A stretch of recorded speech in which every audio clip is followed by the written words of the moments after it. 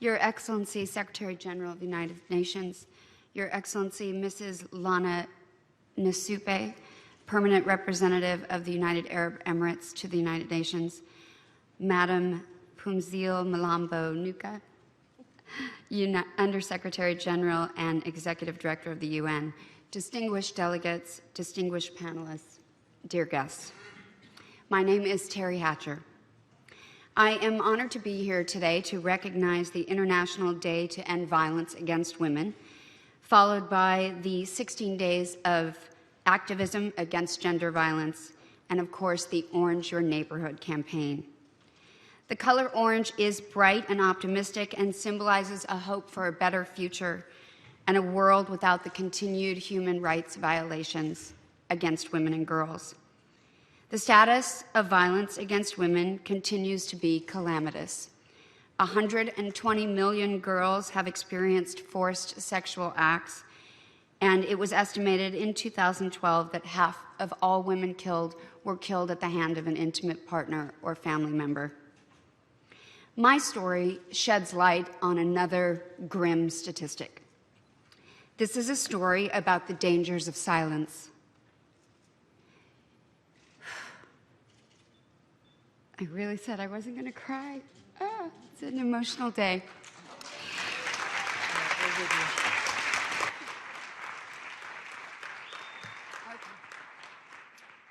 When I was 7 years old, I was sexually abused by my uncle.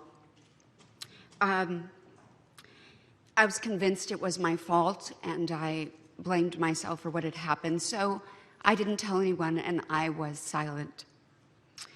I did, however, unsurprisingly, start to act out, and my mother decided to keep me away from my uncle. I didn't see him anymore, but no one in my family ever asked exactly what happened. We remained silent. Finally, when I was 18, I was still too ashamed to actually say the words out loud, so I wrote them down in a journal, and I gave the journal for my mother to read. And she told me that both my mother and father had suspected something had happened, but they were just burdened by their own confusing anger and helplessness that they were paralyzed into their own silence. And so we remained silent. I was silent, my family was silent, and my uncle was free to live his life and not be held accountable. So jump forward a few years to me in my 30s. I was helping my parents pack up my childhood home, and I came across a current newspaper article about a beautiful 11-year-old girl named Sarah from my hometown. The story recounted how she had wrapped her head in a towel in order to avoid making a mess and shot herself in the head. Her reason? In a suicide note, she implicated my uncle, who had been sexually abusing her for years.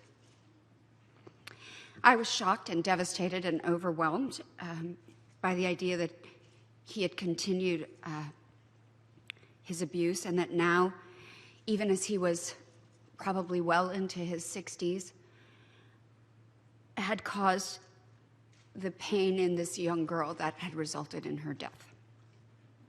How could this have happened, I thought. I reached out to the DA in the case, anonymously at first, still maintaining my silence. And it was important to me to make sure that this time he was going to be accountable. He was going to go to jail. But as it turned out, the DA told me that the case was anything but ironclad. The only evidence they had against him was her letter. And of course, she wasn't able to testify because she was dead. So he wanted me to give a deposition of my story. My case was long past the statute of limitations, so I was not able to prosecute, but he could use my deposition to establish a pattern and credibility. So I did.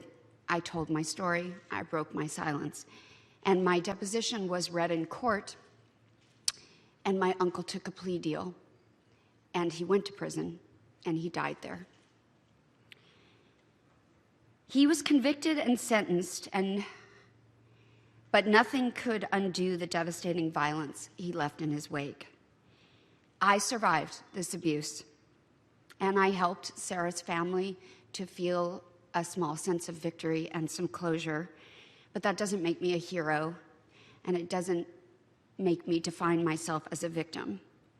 It only makes me one of three. I am simply one of three women who is forced to accept violence as a part of their life story. I am one of three women who for the rest of her life battles the voice in her head that accepts blame for abuse, a voice that is antithetical to self-esteem, self-worth, and happiness. This is a statistic that has to change. 1 in 3 women can no longer have to face a stigma and a fear that prevent them from seeking help.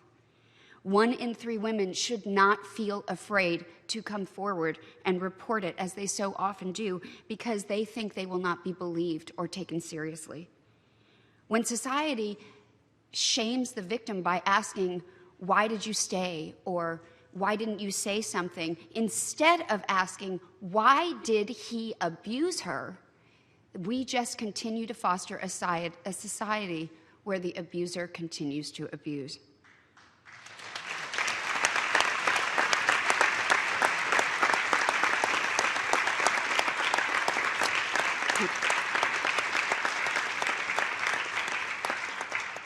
That 1 in 3 woman could be your mother, your daughter, or your sister. It is unacceptable to not actively and passionately work to change a society in which any woman is violated, injured, tortured, and killed. Everyone everywhere has a responsibility to end violence. I am 1 in 3, and I will be the one who yells from the rooftops until those numbers change. Until every woman who has faced abuse feels less alone and safe enough to find the courage to have her own voice. Until violence against women is no longer a part of any woman's story, silence will not be a part of mine. Thank you.